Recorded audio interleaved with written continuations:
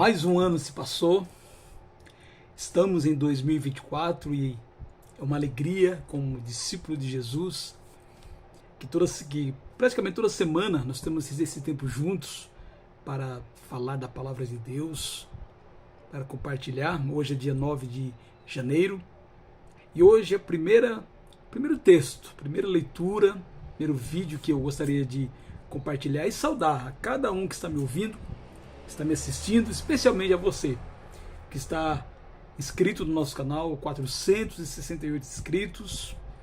Eu fico muito alegre, louvo a Deus pela vida de cada um.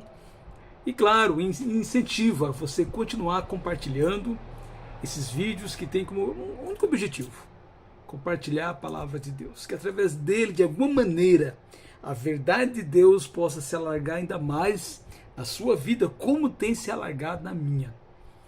Eu sou um discípulo de Jesus na cidade de Guarulhos e durante o ano de praticamente todo o ano de 2023, eu estive lendo, refletindo sobre o Evangelho de Lucas. Aliás, um amigo, um irmão, hoje de manhã, me mandou uma mensagem falando exatamente isso. Olha, hoje completa um ano que você começou o Evangelho de Lucas. Eu não lembrava, mas de fato, dia 9 de janeiro de 2023, eu comecei o estudo, a leitura, a reflexão do Evangelho de Lucas.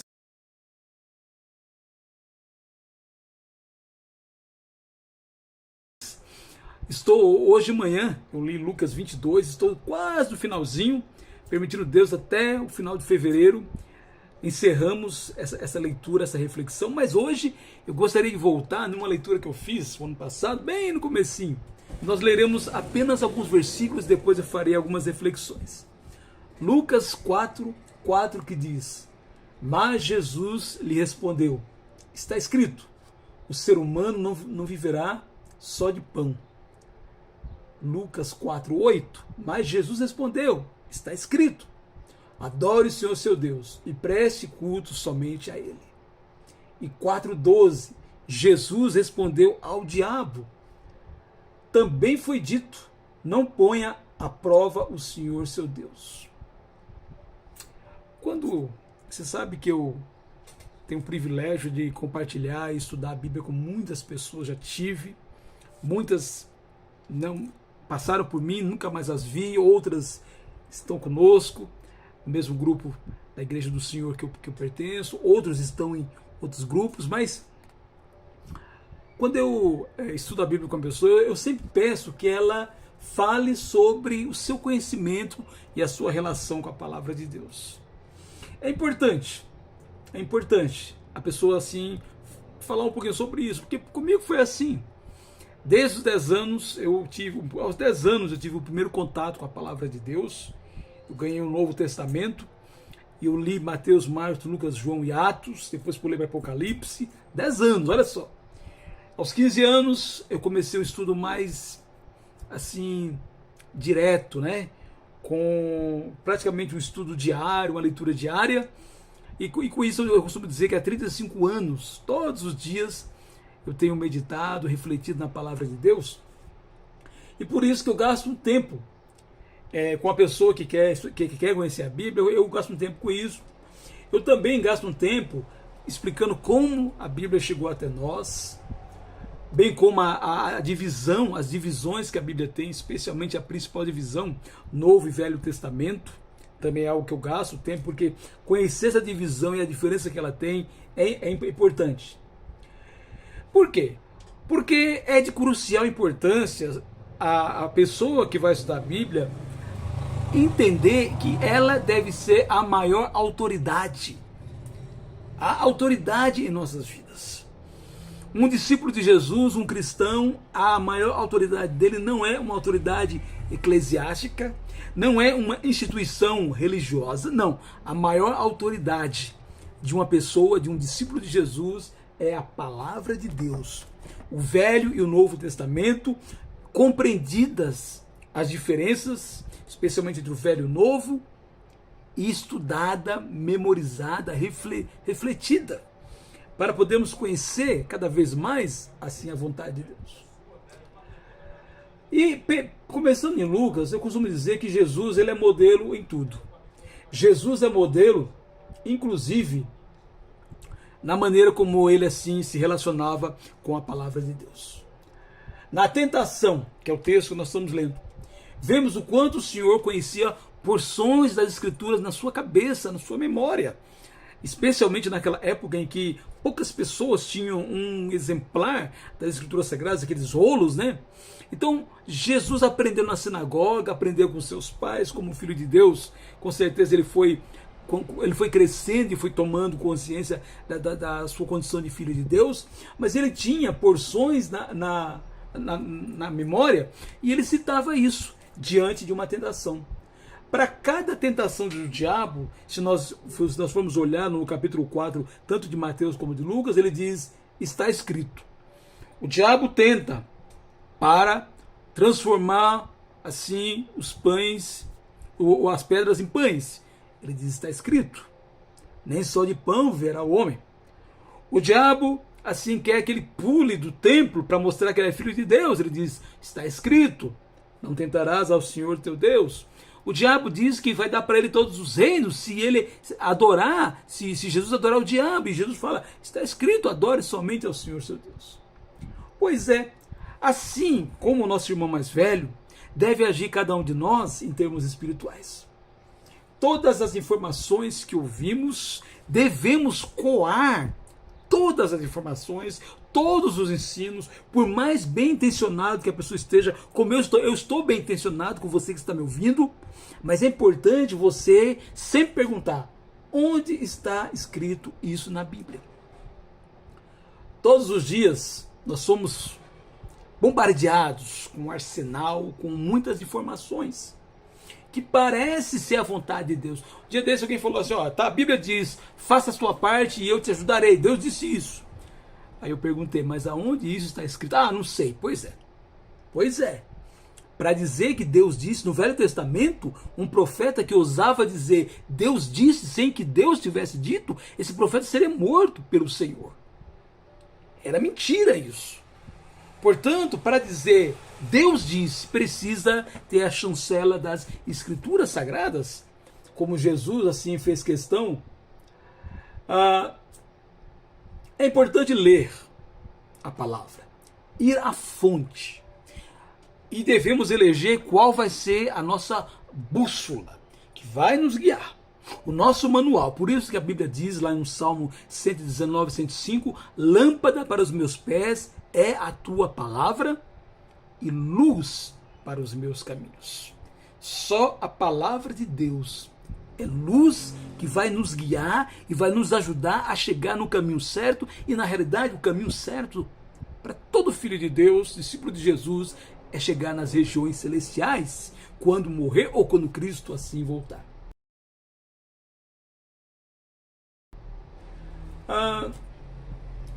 Todo dia nós temos grandes decisões para tomar. A nossa parte carnal muitas vezes quer fazer a nossa vontade e nem sempre aquilo que temos vontade de fazer é vontade de Deus. E por isso que diante de uma decisão precisamos dizer o que a Bíblia diz a respeito desse assunto. Onde está escrito na palavra que eu posso fazer isso ou que eu não devo fazer isso? Porque às vezes as pessoas querem dizer, nos falam, Deus fala para você não fazer. Mas a pergunta muitas vezes é, mas aonde na Bíblia, na palavra de Deus, está escrito que eu devo ou não devo fazer? Depois de uma pesquisa séria, nós vamos descobrir, como Jesus, se devemos ou não fazer. No entanto, não basta saber a resposta bíblica. Precisa, como Jesus, ter em mente aquilo que ele disse lá em João 17, quando ele na sua oração, ele diz, santifica-os na verdade, a tua palavra é verdade. Nós precisamos nomear em nosso coração, em nossa vida, somente as Escrituras como a verdade de Deus para nós, e por isso precisamos conhecer essa verdade para nos orientar e para ajudar outros que eventualmente nos procurem. Isso precisa estar internalizado em nós. Os mandamentos e ensinos de Deus, mesmo aqueles que nós não entendemos e às vezes até não concordamos, e há mandamentos de Deus que eu particularmente não concordo, mas se são de Deus e se é a verdade de Deus, e se nós sabemos que Deus nos ama, todos os mandamentos dele tem sempre como objetivo o meu e o seu bem. E por isso, por amor a Deus e por temor a Ele, por respeito a Ele, nós decidimos fazer da maneira como Ele diz para fazermos. Por quê? Depende de obedecer ou não a Bíblia, o nosso destino eterno. Se estaremos eternamente com Deus ou afastados de Deus, conforme João 12:48, que diz que a palavra de Deus é quem vai nos julgar no último dia. Por isso, eu gosto de 2 textos que me ajudam na indecisão. Às vezes, eu tenho uma decisão para tomar, a minha parte carnal, os meus desejos, os meus sentimentos dizem tal coisa, eu vou na palavra de Deus e muitas vezes o que a palavra de Deus diz é para eu fazer outra coisa que os meus sentimentos não querem que eu faça. Não querem, eles querem o contrário. Tem alguns textos na Bíblia que eu utilizo, que me ajudam a decidir obedecer à palavra de Deus, mesmo sem vontade.